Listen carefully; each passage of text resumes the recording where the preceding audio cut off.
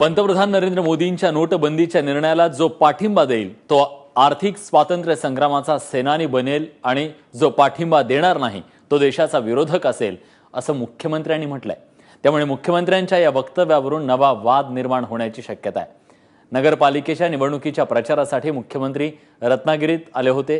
त्यावेळी मुख्यमंत्र्यांनी नोटबंदीच्या निर्णयाला पाठिंबा देण्याचं आवाहन केलं। मात्र नोटबंदीच्या निर्णयाला विरोध करेल तो देश विरोधक ठरेल असं वक्तव्य खुद्द मुख्यमंत्र्यांनीच केल्यानं आश्चर्य व्यक्त केलं जात आहे।